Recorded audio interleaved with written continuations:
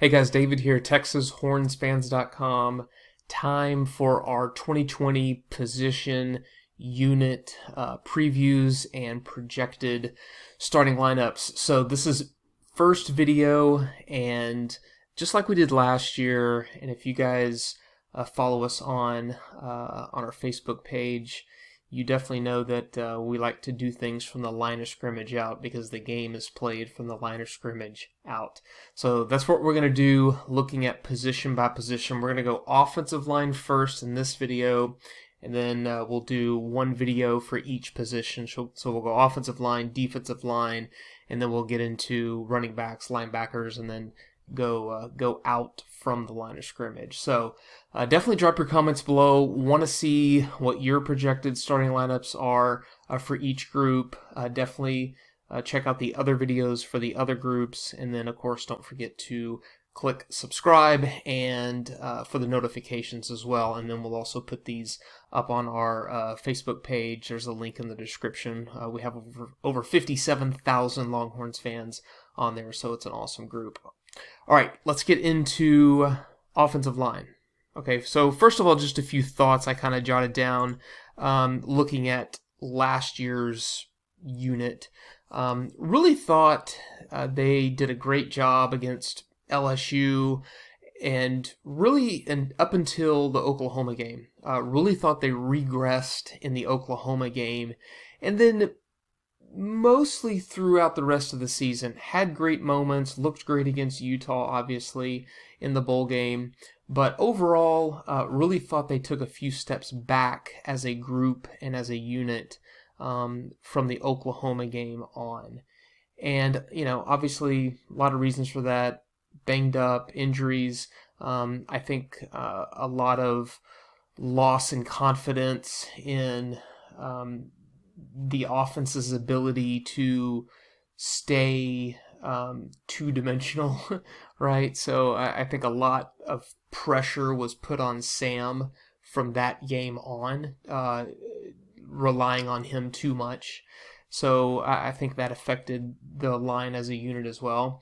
The big losses from last year, obviously losing team captain Zach Shackelford at center is a big loss, and then losing Parker Braun, who was only there obviously for a year as a graduate transfer. But losing Shackelford I think is a bigger deal than a lot of fans probably think or realize, just because of the fact that the center is really the quarterback of the line. It all starts with the center.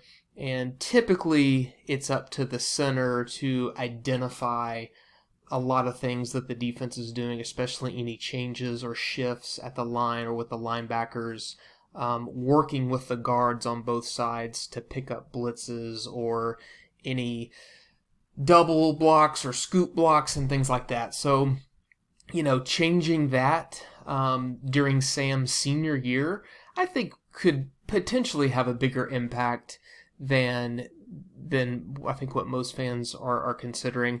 And then obviously, Sam Cosmi steps into his junior season and really anchors the line at left tackle, which should give Sam Ehlinger a lot of confidence to know that he's back there. And I think one of the big stories with this season is, could this be Sam Cosmi's final year? Most draft projections have him going into the first round, some in the top half of the first round. And if that's true, man, I don't see how he doesn't jump out and take advantage of that, especially in a year when we already know most conferences are gonna have shortened schedules.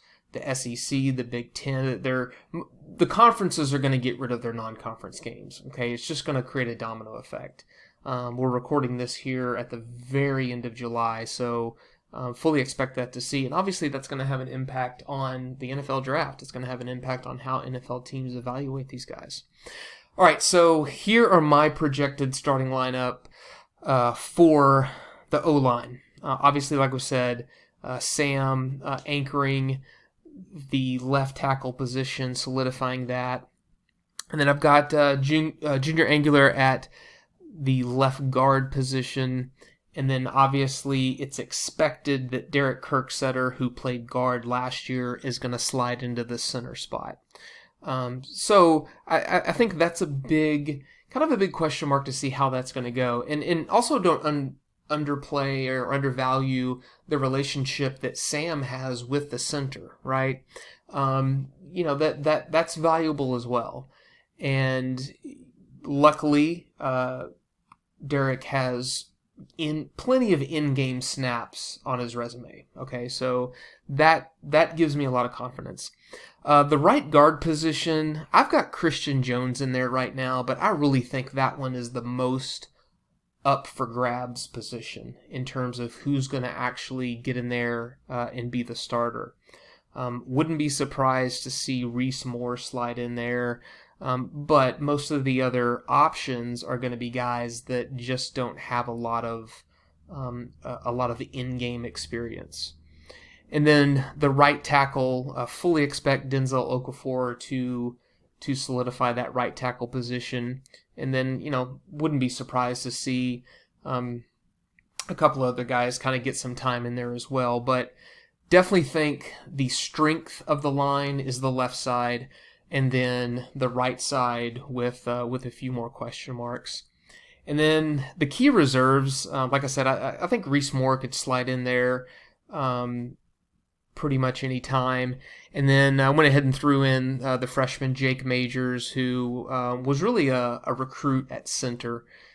So I don't expect to see him getting significant playing time at center. If they want to get him some snaps, maybe he gets in there at guard. And then Willie Tyler, and a few other guys I just kind of threw in there, mostly as just reminders of the depth that we could be looking at or the guys that could be called upon. And, I think it's interesting to look at each position group of how this weird 2020 season could go down and how it could affect each group and which among the Texas groups could it affect the most. I fully expect the Big 12 to go conference-only games with the SEC bowing out. Obviously, that means no LSU game, so there's one game gone right there.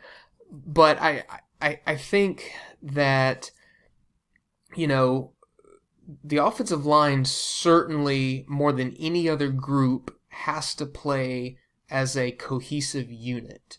Now, yes, everybody has their own individual assignments. There's a lot of adjusting within seconds, before the snap, after the snap, based on what the defense is doing, based on what play, the line's called. But they really do have to play together as a unit. So the less time that they have to sort of gel with each other, the tougher that's going to be. So, yes, we have guys who we're projecting as starters that have a significant amount of in-game snaps, which is huge. But, not having that sort of conference buffer, some of those non-conference games, and having to dive right into conference play, which I believe would be Kansas State and then Oklahoma, right after that, I think is going to be tough for this one. Another guy that I should have put in there is Tyler Johnson too. So, for whatever reason, I didn't put him in the reserves, but he actually could take over at the right guard position too. So, like I said, I think that one is the most up in the air, up for grabs. But I think what I would like to see most out of this group is an improvement in run blocking, because on paper right now, barring any future injuries, the running back group is really, really exciting. And we know what Sam can do with his legs. I would like to see him run less, and I think we saw that last year. I think we saw Sam running less by need and running more by just design, right? and I hope we see more of that. Definitely want to see more of the rushing attack coming from the running backs. So hopefully we see that from this offensive line group to step up and just improve in the running game and just win the battle at the line, right? Because that's where it all starts. Those are my thoughts, guys. Drop your comments below. Love to see who your projected starting lineup is. What do you want to see out of this line group? What improvements do you want to see from last year? And then obviously click around, find our next video, and we'll do the next unit on the defensive line. But thanks for the comments. Thanks for stopping by. Hook 'em.